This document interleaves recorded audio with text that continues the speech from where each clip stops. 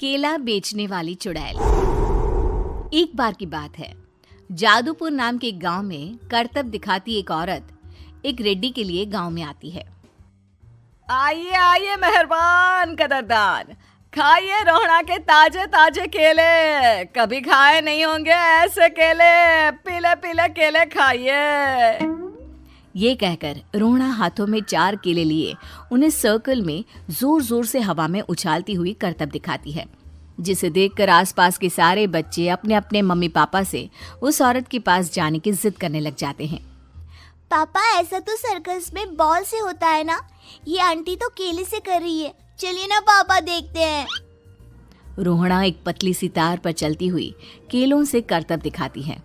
आते जाते सभी लोग बाहर रुककर उसके करतब देखते हैं और वाह वाही करते नहीं थकते। जैसे ही एक आदमी पास आकर उसे पैसे देने लग जाता है, तब वो कहती है, अरे नहीं नहीं साहब, मैं करतब तो बच्चों के मन को बहलाने के लिए करती हूँ। धंधा तो मेरा केले का है। पीछे देखो मेरी रिड्डी, जो भी मेरे केले खाएगा मेरी तरह चुस्त दुरुस्त और तंदुरुस्त हो जाएगा। पता चलता है क्या कि मेरी उम्र 55 की है। अरे पर ऐसे ठंड के मौसम में कोई केला क्यों खाएगा? ये ऐसे वैसे केले नहीं है साहब, ये शरीर में गर्मी देते हैं। ठंड को दूर भगाए जो भी रोहिणा के केले खाए। पापा, अगर मुझे केले नहीं मिले तो मैं घर नहीं जाऊंगी। तभी उसके पापा कहते हैं कि बेटा, केले ठंड में कभी गर्मी नहीं देते। ये सब कहने की बातें हैं, सामान बेचने का तरीका है इनका। पर पिंकी नहीं मानती। मैं केले खाऊंगी।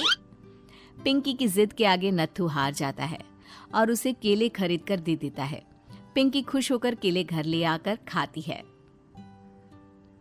अब मैं भी करतब करूंगी, कितना मजा आएगा। जादुई केले। पिंकी पहला केला खत्म भी नहीं करती कि वो बेहोश हो जाती है। दूसरे केले से एक काला धुआं आता है और रोहड़ा चुड़ैल बनकर बाहर निकल आती है।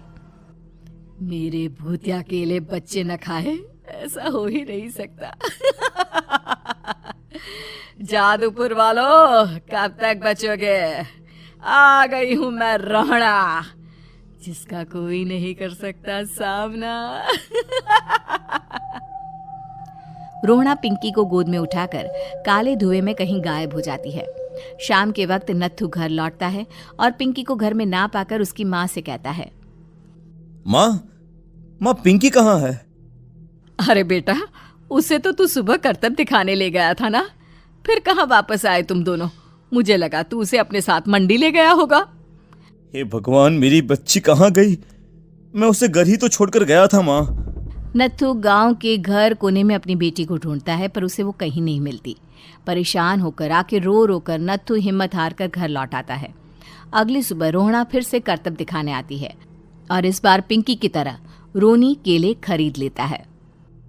50 रुपए दिए थे पापा ने, सारे पैसों की मैंने केले खरीद लिए हैं।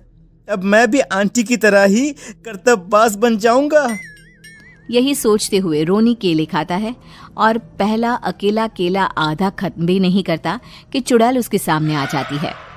मेरे साथ चलने का समय आ गया है रोनी।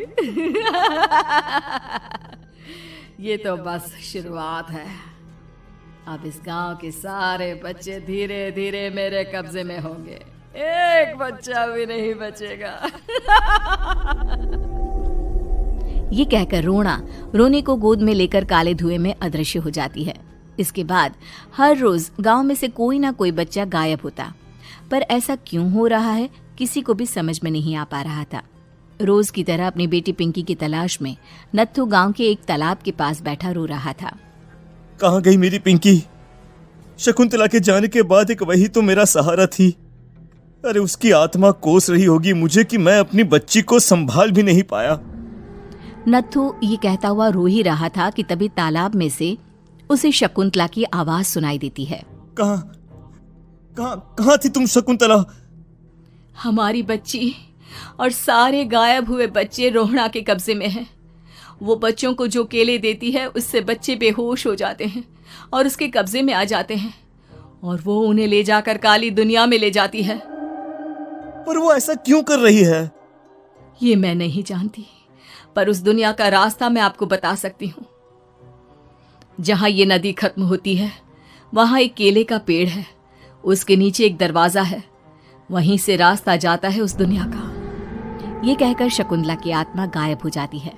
गांव के सभी लोग झुंड बनाकर उसी रास्ते से काली दुनिया में चले जाते हैं और वहां देखते हैं कि सारे बच्चे वहां काम कर रहे थे। पापा मुझे ले चलो यहाँ से। पापा पापा। सभी बच्चे अपने मम्मी पापा से लिपट जाते हैं। तो तुम लोग यहाँ तक आ गए? क्यों हमारे बच्चों को पकड़ लिया तूने? तुझे शिकार ही बनाना है तो ले, हम सब आ गए हैं, हमें खा ले। नहीं, मुझे बच्चे चाहिए। मेरे बच्चे के बदले तुम लोगों के बच्चे। क्या मतलब? मैं इसी गांव में रहने वाली एक औरत थी।